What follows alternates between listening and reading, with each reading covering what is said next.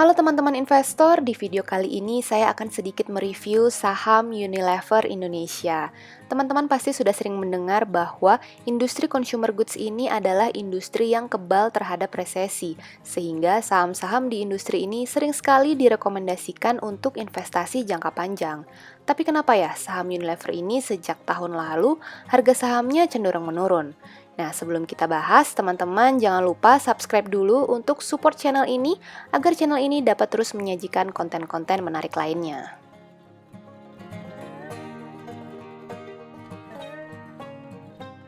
Berdasarkan sejarahnya, perusahaan ini baru berganti nama menjadi PT Unilever Indonesia pada tahun 1980, lalu kemudian terdaftar di Bursa Efek di Indonesia sejak 11 Januari 1982. Saat ini, 85% saham Unilever Indonesia dimiliki oleh Unilever Indonesia Holding BV dan 15% oleh investor publik. Unilever memiliki 9 pabrik yang berlokasi di Cikarang dan Surabaya dengan jumlah karyawan lebih dari 5.000 orang. Produk-produknya terdiri dari 42 brand dengan kurang lebih 1.000 varian produk yang berbeda yang dipasarkan melalui lebih dari 800 distributor independen yang menjangkau seluruh Indonesia. Ini dia ke-42 brand yang dimiliki oleh Unilever Indonesia yang dibagi menjadi dua segmen, yaitu Home and Personal Care serta Food and Refreshment. Pada tahun 2019, segmen Home and Personal Care menyumbang 70% dari penjualan bersih perusahaan. Mari kita lihat pertumbuhan penjualannya dalam 5 tahun ini. Ternyata sejak tahun 2017, pertumbuhannya melambat. Memang masih tumbuh, tapi pertumbuhannya sangat melambat dan sampai tahun 2019, pertumbuhannya masih belum bisa menembus angka 3%. Sekarang kita lihat pertumbuhan penjualan per segmennya. Ternyata sampai tahun 2017, segmen Food and Refreshment pertumbuhannya di atas Home and Personal Care. Tapi mulai tahun 2018 sampai tahun 2019, segmen Food and Refreshment malah cenderung tidak bertumbuh. Kalau dilihat dari perilaku konsumen di Indonesia, ternyata dalam beberapa tahun belakangan ini terjadi perubahan perilaku konsumen di mana terdapat 4 tren baru yang berkembang, yaitu keinginan untuk produk yang lebih alami dan sehat, tren produk kecantikan dan makanan minuman dari Korea dan Jepang, kebutuhan atas produk-produk yang sesuai untuk konsumen muslim, dan kebutuhan produk dengan manfaat terapi atau manfaat khusus. Unilever pun sebetulnya sudah banyak berinovasi dan mengikuti tren-tren terbaru tersebut, dan hal ini merupakan indikator yang bagus. Misalnya kita lihat saja produk Vaseline Jelly ini, sudah cukup lama hadir sebagai solusi untuk permasalahan kulit yang khusus. Lalu baru-baru ini Unilever meluncurkan Bangolite yang kandungan gulanya lebih rendah sehingga menjadikannya produk yang lebih sehat. Unilever juga mengikuti tren Korean Beauty dengan meluncurkan brand Korea Glow. Dan untuk memenuhi kebutuhan konsumen muslim ada produk hijab fresh dan produk Namira dengan slogannya cantik yang fitrah. Selain itu, Unilever juga mencoba masuk ke segmen yang benar-benar baru dengan meluncurkan produk sambal jawara yang kita tahu juga saat ini tren makanan pedas juga cukup berkembang di Indonesia. Masih banyak lagi inovasi varian produk yang diluncurkan oleh Unilever selama beberapa tahun belakangan, yang sebetulnya sudah mengikuti tren yang berkembang di Indonesia. Namun sayangnya sampai tahun 2019 belum menghasilkan growth yang signifikan, yang kemungkinan disebabkan oleh ketatnya persaingan dengan kompetitor, dan saat ini juga sudah banyak sekali produk-produk luar yang masuk ke Indonesia, terutama produk-produk organik, produk-produk dengan manfaat khusus untuk bayi, dan berbagai masalah kulit, serta produk-produk dari Korea yang saya sendiri pun saat ini memakai produk tersebut. Selanjutnya kita lihat kinerja labanya. Sekilas kita lihat di tahun 2019 labanya turun. Mungkin teman-teman yang menonton di sini sudah banyak yang tahu bahwa tahun 2018 ada penghasilan lain-lain yang cukup besar berupa penjualan aset kategori spreads.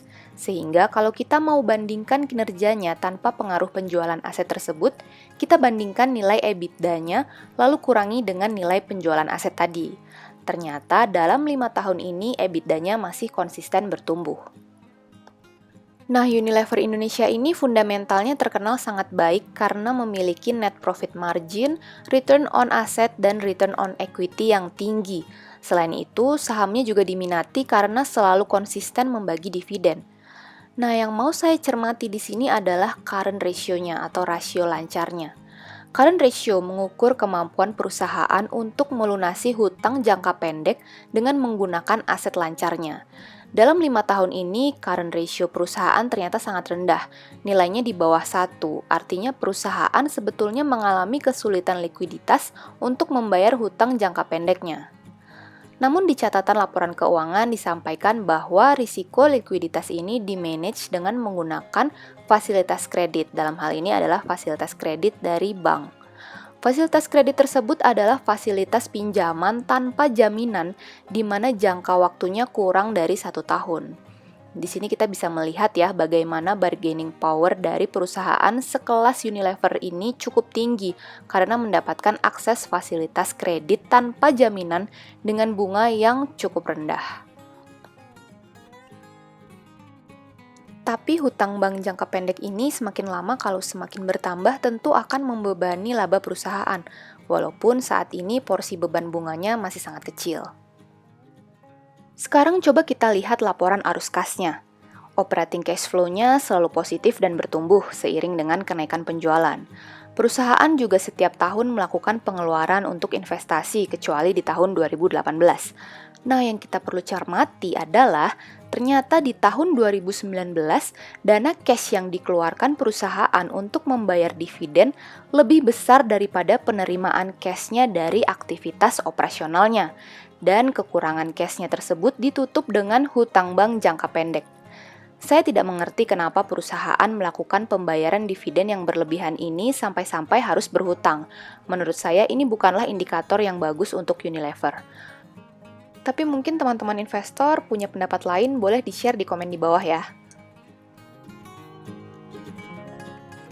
Oke, sekarang mari kita coba kembali ke pertanyaan awal.